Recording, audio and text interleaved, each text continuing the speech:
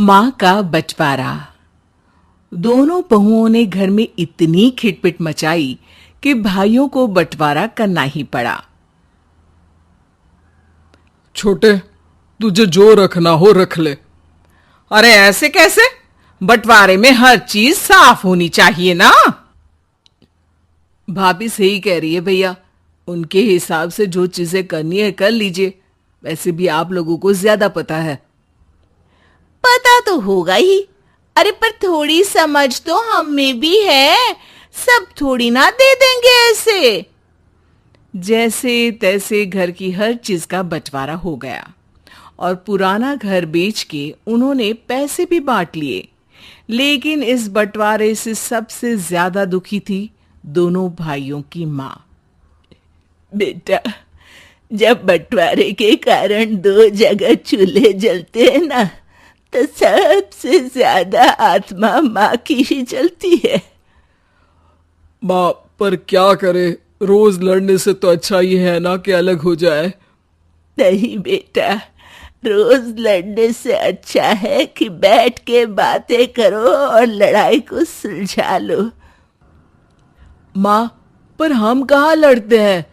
ये दोनों देवरानी और जेठानी एक दूसरे को देखना भी नहीं चाहती, करे तो क्या करे?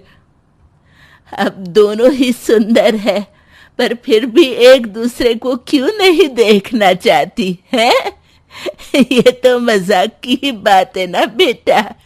पर ये बताओ कि अब मेरा क्या करना है?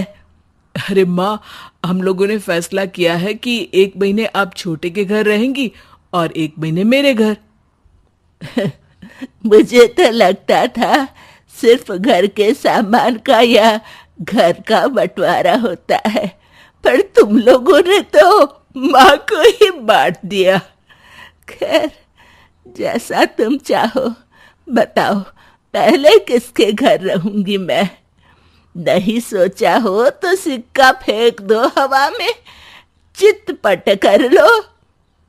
अरे माँ, क्यों शर्मिंदा कर रही हो? मेरे साथ रह लो ना, चलो। माँ बड़े बेटे के घर में जाती है। हर माँ की तरह ये माँ भी अपने बेटों के लिए अपनी खुशी से समझौता कर लेती है। लेकिन एक दिन जब माँ देखती है कि बड़े बेटे की बेटी श्रीमुखी अकेली खेल रही है, तो माँ का दिल उदास हो जाता है। वो अपने बेटे से छोटे बेटे के बच्चे रोहन को कुछ दिन बुलाने के लिए कहती है। बेटा, रोहन को भी बुला ले। एक ही शहर में रहते हो, थोड़ा बहुत तो मिल ही सकते हो ना। बच्चों के बहाने ही सही। वहां उसका बच्चा भी अकेला खेलता होगा और यहाँ तेरी गुड़िया श्रीमुखी भी अकेली खेलती रहती है। हाँ माँ, याद तो मुझे भी उसकी बहुत आती है। अभी बुला लेता हूँ उसे। हाँ, बुला ले।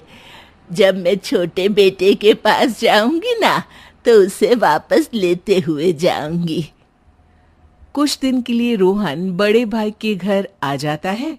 श्रीमुखी, रोहन और दादी माँ रोज साथ खेलते हैं। श्रीमुखी इतने दिनों बाद रोहन से मिलकर बहुत खुश है। रोहन भैया, अब आप तब जाओगे? ठंडे को। ठंडे तो धुल लेना, अब ठंडे को मत जाओ। बहुत बहुत दिन के बाद जाना। माँ को दोनों मासूमों को देखकर अपने बेटों का बचपन याद आ जाता है, जब वो दोनों भी ऐसे ही प्यार से मिलजुल कर खेला करते थे। कुछ दिनों बाद वो दिन भी आ जाते हैं जब माँ को छोटे बेटे के यहाँ जाना है। छोटा बेटा रोहन और माँ को लेने आता है। माँ तो दुखी मन से जाने के लिए तैयार हो जाती है, पर रोहन और श्रीमुखी जिद पकड़ लेते हैं कि वो साथ ही रहेंगे। काश मेरे दोनों बेटे भी ऐसे ही साथ रहने की जिद पकड़ पाते। दोनों भाई शर्मिंदा महसूस करते हैं, पर छोटा भाई रोहन को जबरदस्ती कंधे पे उठा के ले जाता है। दोनों बच्चे दूर होकर बहुत देर तक रोते हैं। रोहन तो फिर भी दादी के पास है, तो थोड़े दिन में अपना दुख भूल जाता है। पर श्रीमुखी उसका तो अब खाने पीने तक में भी मन नहीं लगता। अरे बेटू, खाना खा लेना। नहीं खाना। तो फिर क्या चाहिए? लोहन भैया और दादी। बड़ा भाई चॉकलेट्स, केक्स, खिलौने और न जाने क्या क्या देकर श्रीमुखी को मनाने की कोशिश करता है, पर वो मानती ही नहीं। एक दिन उदास रहने और खाने पीने की कमी की वजह से श्रीमुखी बीमार हो जाती है। अरे जल्दी से डॉक्टर को बुला लो ना। बड़ा भाई फोन उठा के कॉल करता है। थोड़ी देर में छोटा भाई रोहन और माँ घर पर आ जाते हैं। उन्हें देखते ही श्रीमुखी बिस्तर से खड़ी हो जाती है और रोहन के साथ खुशी से उछल कूद करने लगती है। अरे क्या हुआ था इसको? माँ, आपके जाने के बाद से बीमार हो गई थी। आपकी बहू ने कहा कि डॉक्टर को बुला लो, तो मैंने आप लोगों को बुला लिया और देखिए ये ठीक भी हो गई। भैया, कुछ दिन रोहन को यहीं रहने दो क्या, जब तक श्रीमुखी पूरी तरह ठीक ना हो जाए? अरे नहीं नहीं, अब श्रीमुखी और रोहन हमेशा साथ में ही रहेंगे। क्या मतलब? रोहन अब यहाँ रहेगा क्या? नहीं माँ, मैं, रोहन, श्रीमुखी और छोटा भाई, हम सब साथ रहेंगे।